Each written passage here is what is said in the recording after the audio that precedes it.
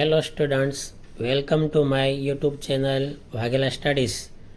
આજે આપણે શીખવાના છીએ વિભાગ સી સ્ટાન્ડર્ડ 11ના જવાબો.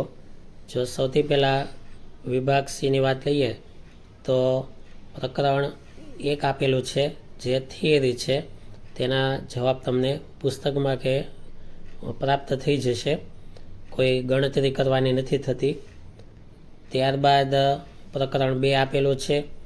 પ્રકરણ 2માં આકૃતિ દોરાયેલી છે, તેમની નીચે પ્રશ્નો પૂછેલા છે અને આ જે કંઈ પ્રશ્નો છે તેમના જવાબો નીચે આપેલા છે એટલું જ કરવાનું છે.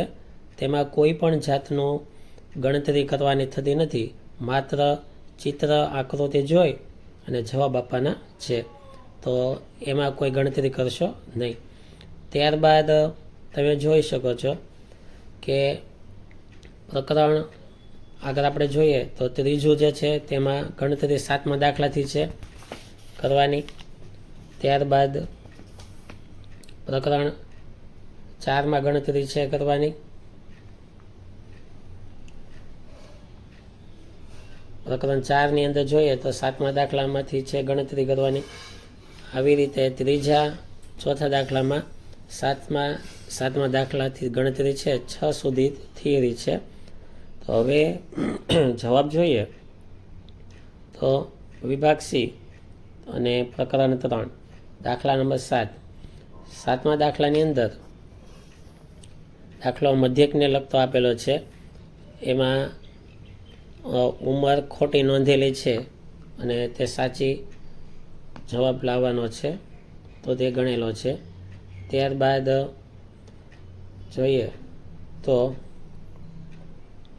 દાખલા નંબર 8ની અંદર મોબાઈલ ધારકના વાતચીતનો સમયનો મધ્યક શોધવાનો છે. જે કોષ્ટક દોરી અને મધ્યક બનાવીને આપેલો છે. તમે આ દરેક સમજીને પાકી બુકમાં લખી નાખજો. કંઈ ન સમજાય તો મને કોમેન્ટ બોક્સમાં લખીને જણાવજો. ત્યારબાદ જોઈએ તો દાખલા નંબર 10ની અંદર 9 ને 10 આ બંનેની અંદર દાખલા ગણેલા આપેલા છે, તમે જોઈ શકો છો. દાખલા નંબર 10ની અંદર ટેક્સીએ સોમવારે મંગળવારે જે કંઈ પ્રવાસ કરેલો છે તેના આધારે સરેરાશ ગુણોત્તર મધ્યક શોધવાનો છે, જે સૂત્ર પ્રમાણે શોધેલો છે. ત્યારબાદ દાખલા નંબર 11 તેમાં અવલોકનો આપેલા છે અને મધ્યસ્થ અપાયેલો છે, એની કિંમત શોધવાની છે. તો જે એની કિંમત અપાયેલી છે શોધીને. ત્યારબાદ દાખલા નંબર 12 માહિતી આપેલી છે અને ભારિત મધ્યક શોધવાનો છે. તો ચલ એક્સ ભાર ડબલ્યુ સૂત્ર લગાડી અને ભારિત મધ્યક શોધેલો છે, તો પાકી બુકમાં લખી નાખજો. ત્યારબાદ પ્રકરણ 4 તેમાં 6 દાખલા સુધી થિયરી છે. 7મા દાખલાથી ગણતરી કરેલી છે, જે મેં કરીને આપેલી છે. 7મા દાખલાની અંદર વિસ્તાર અને વિસ્તારાંક શોધવાનો છે. ત્યારબાદ 8મા દાખલાની અંદર શતાંશક આપેલા છે અને ચતુર્થક વિચલનાંક શોધવાનો છે. દાખલા નંબર 10 આ દરેક દાખલા ગણેલા છે, તમે તમારી પાકી બુકમાં લખી લેજો. કંઈ ન સમજાય તો મને કહેજો.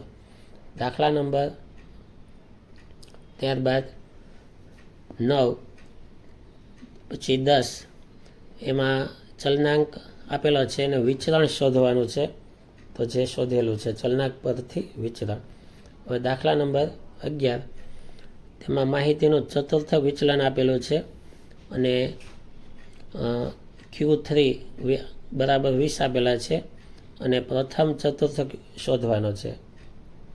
દાખલા નંબર 12 તેમાં એક સમૂહનો 7 વિદ્યાર્થીઓના સમૂહમાં બધા અવલોકનો આપેલા છે અને આપેલા ગુણનો ચલનાંક શોધવાનો છે. તો ચલનાંક શોધવાનો જે આપેલો છે તે શોધીને આપેલો છે. તો આ રીતે જે કંઈ દાખલાની ગણતરી છે તે સંપૂર્ણ ગણતરી આ પીડીએફમાં અપાયેલી છે. તો તમે પીડીએફને વ્યવસ્થિત સમજી વિચારી અને લખી નાખજો.